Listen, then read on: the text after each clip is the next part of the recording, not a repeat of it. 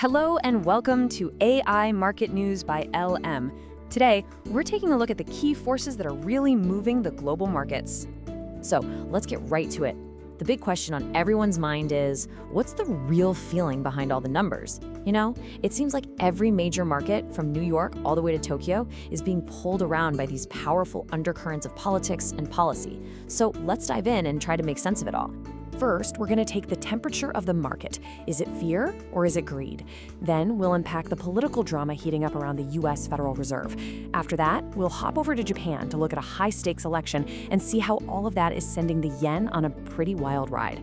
And finally, we'll wrap up with what to watch for on the horizon. All right, so first up, how in the world do we even measure something like market emotion? It sounds kind of abstract, right?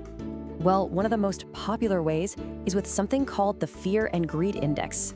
Think of it like a market thermometer. It takes a whole bunch of complex data and boils it down into one simple score. A 0 means investors are terrified, which could actually be a buying opportunity. 100 means they're getting way too greedy, and maybe a pullback is coming. It's a really quick way to check the psychological pulse of the market. And the real magic here is that it's not just one thing. The index pulls together 7 different indicators. It's looking at stuff like market volatility, the VIX, which people call the fear gauge, and also safe haven demand. That tells us if investors are running for the safety of bonds instead of stocks. It even looks at whether people are gobbling up risky junk bonds. Altogether, these pieces give us a much clearer picture of what investors are really feeling. Okay, so now let's see how that sentiment is being put to the test. Because right now, there is some serious political heat coming out of the United States, and it is aimed squarely at the Federal Reserve.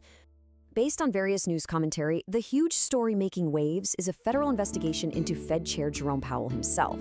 Now, this is really unusual. It immediately brings up big questions about the central bank's independence, and it's causing quite a stir, even within the Republican Party. And this is where things get really interesting.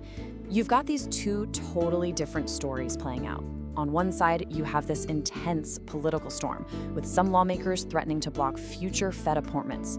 But on the other side, the Fed is putting on a masterclass and staying calm.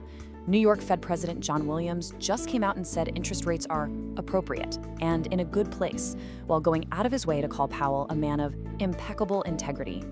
So, with all this drama, what's the market's reaction? Well, honestly, not much. It's been surprisingly quiet. Volatility, our key measure of fear, hasn't jumped at all. In fact, one analyst actually called it a bit of a yawn. It seems like for now, investors are betting that the institution of the Fed is strong enough to weather this political storm. Now, let's pivot from the US over to Japan, because there's another major political story brewing there that could have massive implications for their markets. The talk of the town is that Prime Minister Takaichi is getting ready to call a snap election. And why would she do that now? Well, her approval rating is at a sky-high 78.1%. The strategy here is pretty clear. Use that popularity to lock in a stronger majority in parliament. This whole situation has kicked off what investors are now calling the Takaichi trade. And what is that exactly? It's basically a bet that a big election win for Takaichi means the government spending taps get turned on full blast. We've already seen money flowing into sectors that would benefit, like defense, technology, and even nuclear power.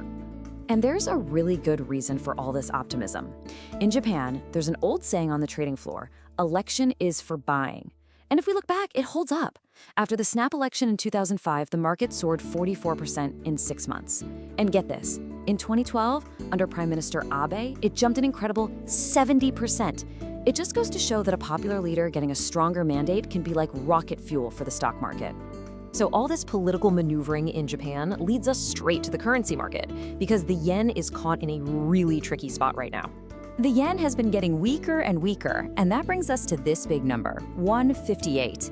That's the exchange rate against the US dollar. It's a one-year low for the yen, and let me tell you, that kind of level is making policymakers in Tokyo very, very nervous. And we know they're nervous because they're starting to talk about it. Japan's finance minister, Satsuki Katayama, made a very direct statement saying she is concerned about one-way yen moves. Now, this kind of verbal warning is usually the first shot across the bow before the government might actually step in to buy yen and prop it up.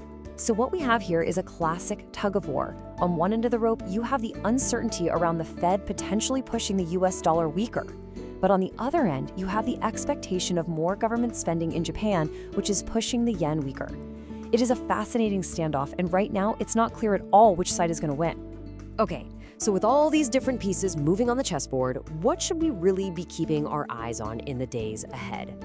Well, according to the economic calendar from investing.com, the week ahead is packed with potential market movers. The big one, for sure, is the U.S. inflation data. That could completely change how the Fed is thinking. We'll also be hanging on every word from scheduled speeches by Fed officials. Over in Asia, Japan's trade balance numbers will be a big clue for the yen, and in Europe, we'll be digging through the ECB meeting minutes for hints on their next move. And all of this brings us to our final thought. For weeks, the markets have been pretty quiet, almost eerily calm. But now we have these huge political pressures pushing on two of the most important central banks in the entire world. So the real question we're left with is this: with the very foundations of the market being shaken, where is the volatility that everyone's been waiting for finally going to break through? That's what we'll all be watching for. This video is automatically generated by NotebookLM, an AI-powered tool. The reference sources used in this summary are listed in the video description. As this content is AI-generated, there may be errors in proper names, pronunciation, or unnatural speech. This video does not provide investment or trading advice. Please make investment decisions at your own discretion. Thanks for watching. Don't forget to like and subscribe.